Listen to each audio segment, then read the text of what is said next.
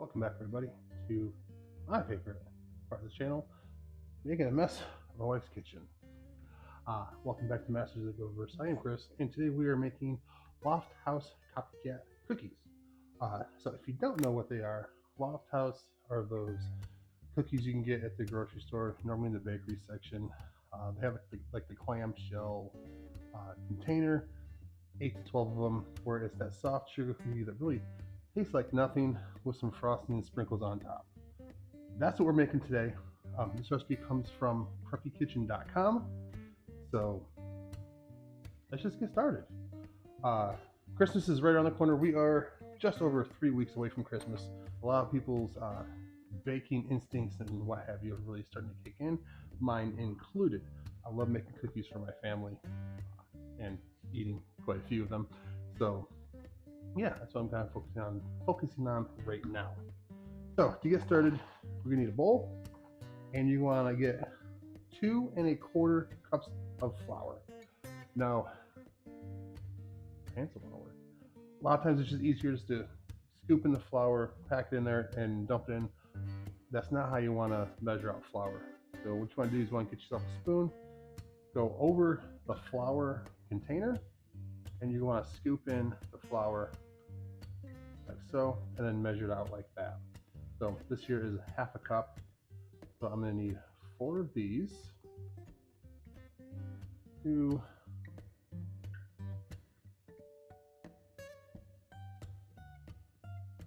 3,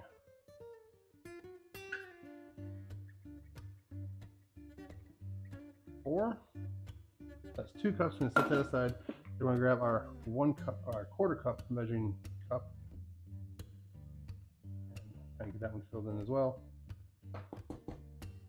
There it is, 2 1/4 cups of flour. Do your best, guys, to clean up as you go. That's the side. Ooh, got some flour on the counter. All right. So to that, we are going to add, in this bowl here, I have 1/4 teaspoon of baking soda, 1/2 teaspoon of baking powder, a 1/2 teaspoon of salt, and then a tablespoon of cornstarch. So we're going to add all that in. Make sure you get the cornstarch out.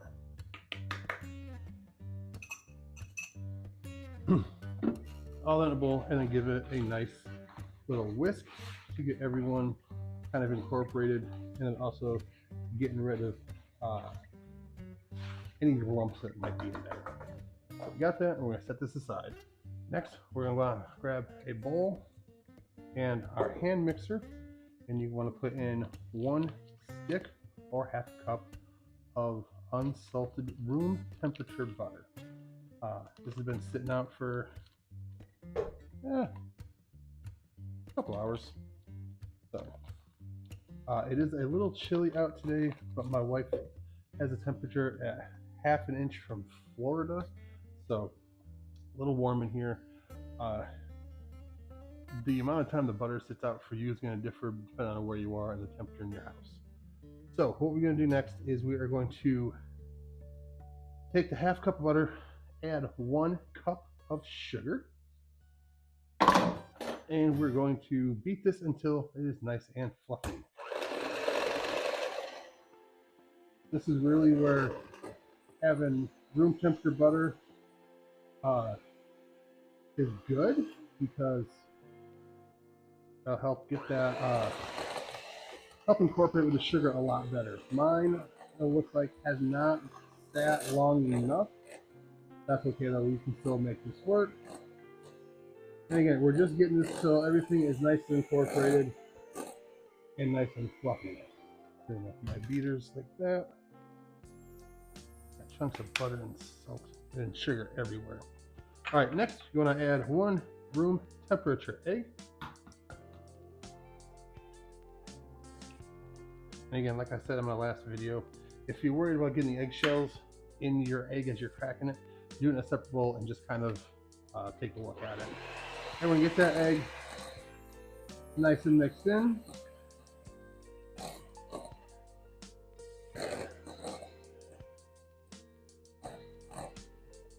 Here I'm just making sure I get all of the sugar that may have gotten down at the bottom that I didn't mix in, so that's all I'm trying to do right now. Alright, next you're going to add a teaspoon and a half of vanilla extract. You can also use almond extract if you want. Just really whatever you want to do. We have vanilla in the house. We don't mess with the almond extract too much. Mix that together.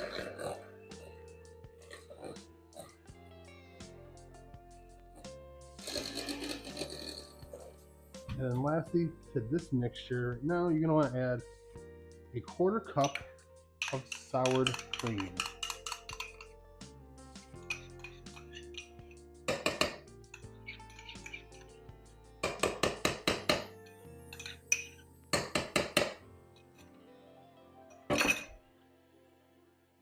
And once again, just give that a nice little mix.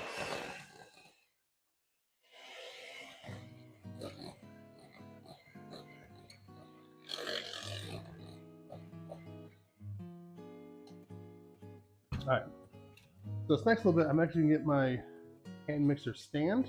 I'll show you why. So here it is, my mixing hand mixer stand. Get this.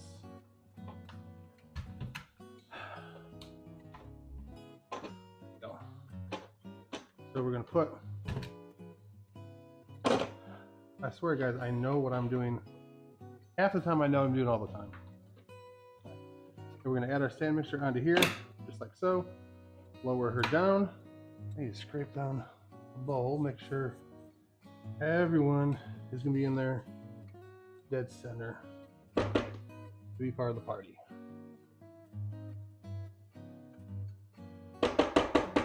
Alright, so I'm going to set this on a low speed. Then I'm taking my dry ingredients and add them into the wet mixture until everything is about 95% mixed.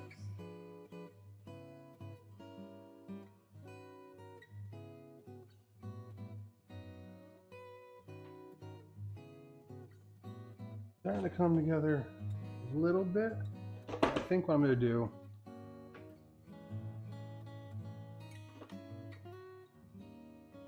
first, I'm going to let go of the batter.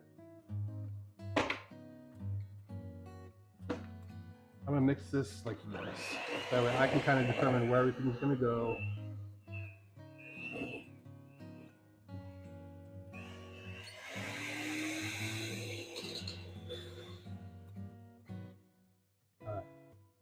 Right now we have a pretty loose dough that is, like I said, about 95% mixed.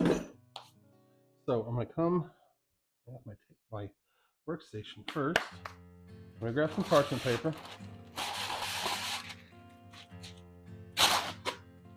Did you guys know? So normally when I use parchment paper, I pull the paper out, have the flap over it, then try and pull it, and a lot of times it doesn't work. If you actually take your parchment paper, pull it out, and then tuck the flap in between, or up behind this part of the box, and then just kind of hold it tight, it holds the paper a lot better. So, just a little FYI for you guys. You get a bench scraper, and I'm also going to grab some flour. So what we're going to do, we're going to lightly flour our surface, like so. Disconnect the bowl. Kind of getting here. Right now we're just trying to get all of that flour and stuff that wasn't mixed in. So I know it's kind of hard to see or possible to see, but I do have quite a bit of flour down in here that didn't get quite mixed in. Just use your hands. You flour your hands up, but the dough won't stick to your hands as much. So there is our dough. So what we're going to do now, we're going to take this, kind of get it floured on both sides. Everything nice. Don't really want to overwork if you want to kind of make sure that everything is nice and incorporated. You want to take a bench scraper, kind of cut this in half, like so. And we're going to fold it, roll it into a little ball. Grab you one of the parchment papers. Form this dough into a disc and fold it up. It's nice and tightly sealed. The recipe, or the directions that I got this from Perfect Kitchen, said to use cling wrap. I don't have any cling wrap, so I'm using what I got. Wrapping it up in the plastic is going to be probably a little bit easier. Make sure nothing gets into it or anything like that. Because after this, we're going to pop this into the fridge. Again, right down there.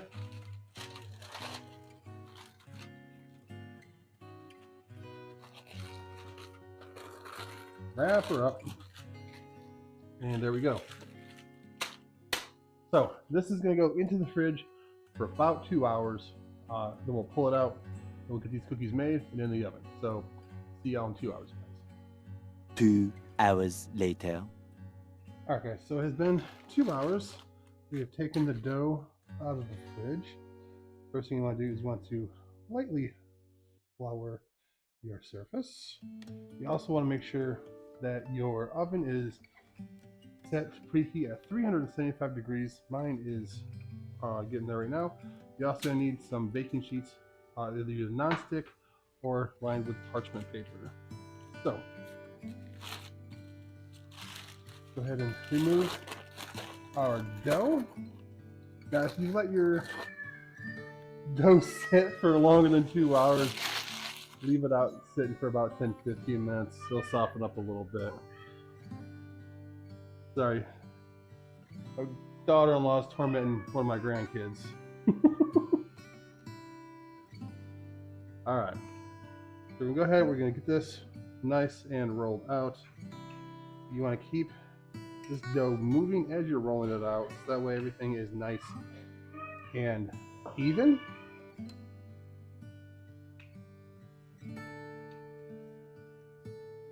You're going to want to roll this to about 1/4 of an inch. I think that looks pretty good right there. What we're going to do now is we're going to take our 2.5 inch round cookie cutter, dip it in some flour. It's going to help the cookie separate or release from the cookie cutter.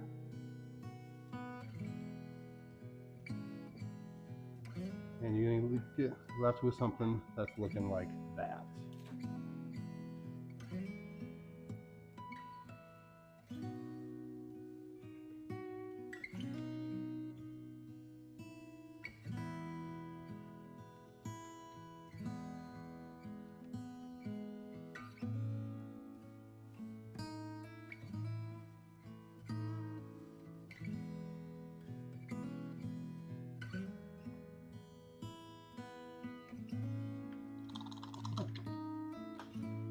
So for these, you don't really have to worry about them spreading when they cook, so you don't really need to leave them 2 inches apart. You can get them kind of close together if you want to. But you still do want to leave a little bit of room so that the air can flow around the cookie and actually cook the whole cookie and get the nice golden brown edges that we want. So with your scraps, just simply gather them back up, get them back out into a nice complete ball, reflour your surface, reflour the top, roll them back out, and just get as many cookies out of this dough as you can.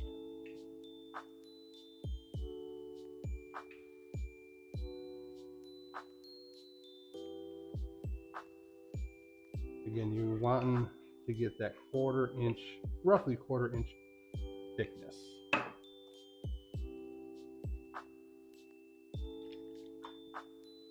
So that's going to fill up one tray. Get this other one over here and ready.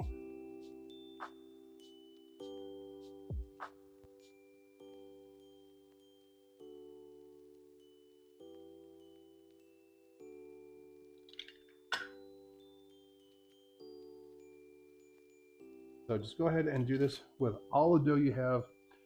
I'm going to stop y'all here and fast forward to the very end. And I'll bring it back in just a few minutes when we get ready to put those in the oven, guys. All right, guys. So Evan, timer, let me know that the oven is preheated. Just went off. Again, we're set at 375 degrees. I'm going to throw these in for about 8 to 9 minutes, or until the cookies are turning, or until the cookies are just turning color on the bottom. So you need to keep an eye on them. Now, if you have leftover dough, but you don't have enough to fill a cookie sheet, adjust your times. You may only need to put them in for 5 to 6 minutes. So just kind of keep an eye on that. So let's get these in the oven, and I'll see you back in about 10 minutes. All right, guys, so as you can see, cookies are out of the oven now. Bottoms just turned a slight golden brown, which is exactly what we are looking for. Now I'm just going to go ahead and place these in a cooling rack so that they can cool completely before we move on to the next step. Now, guys, it is very important that they do cool completely before you frost them, because if not, your frosting will turn into a glaze. We don't want a glaze. We want a nice fluffy frosting on top of these. Nice, light, pillowy type consistency. Just be beautiful. All right. Now we go ahead and set these off to the side.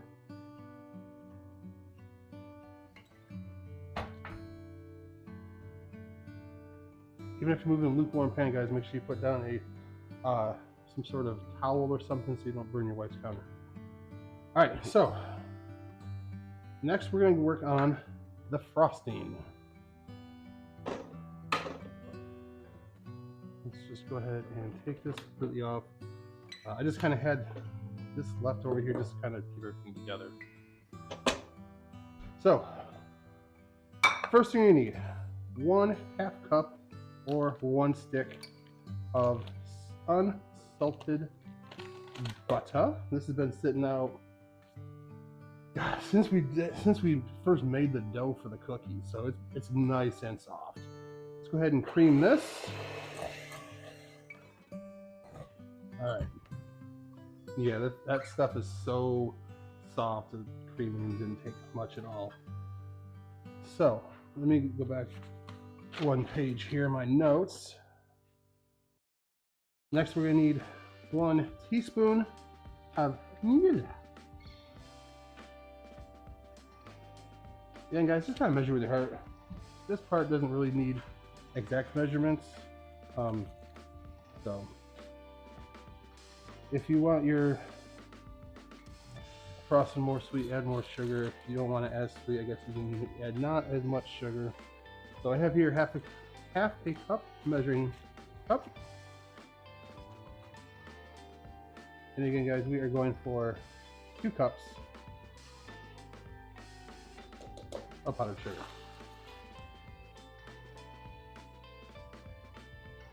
There's 1.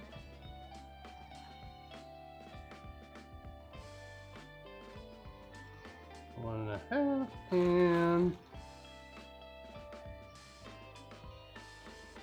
2.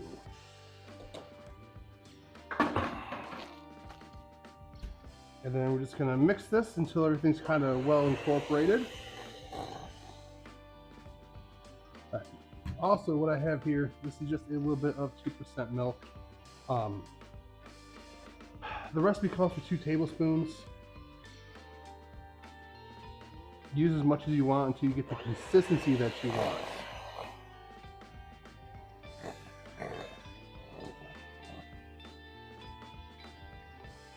So I put mine in that little, almost like an oil dispenser, I guess you could say.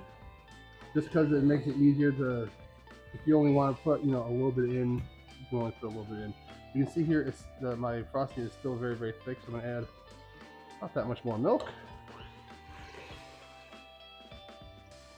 Good frosting. Just still a little thick for my liking.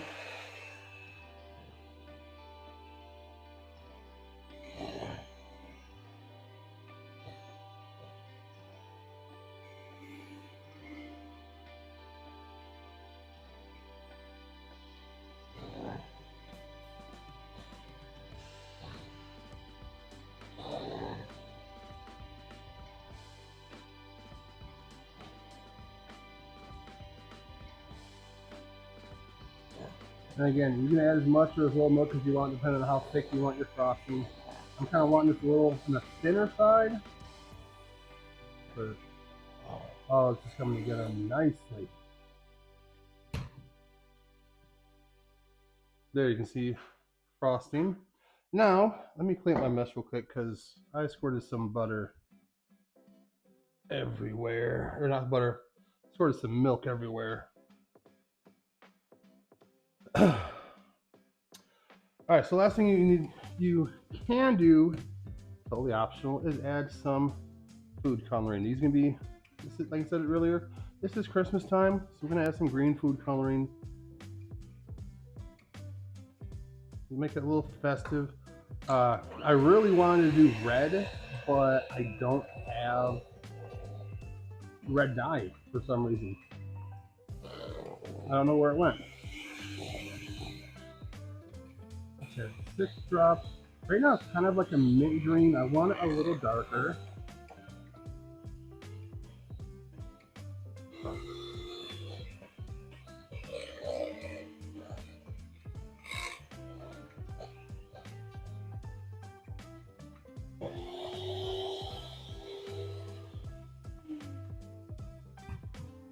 All right, so that's the color I ended up with going.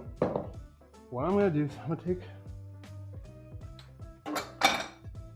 gonna take this offset knife that we got with our regular dishes or silverware and stuff. Get a little bit of frosting. What you want?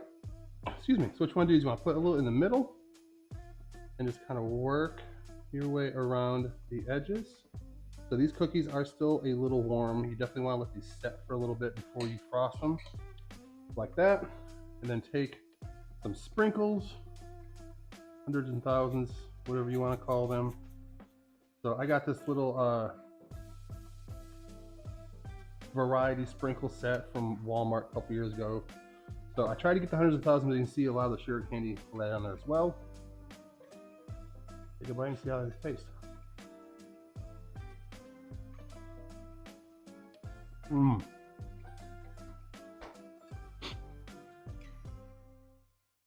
Guys, it's just so much better than the ones you get at the store. You get the little bit crunchiness on the bottom. The cookie itself, nice and cakey. That frosting is amazing. Sprinkles. Some people like sprinkles, some people don't. So you choose your own cookie adventure. But this is absolutely amazing. Make a bunch of these up. Hi, Zach. Make a bunch of these up with the kids or the grandkids. They're gonna have a blast.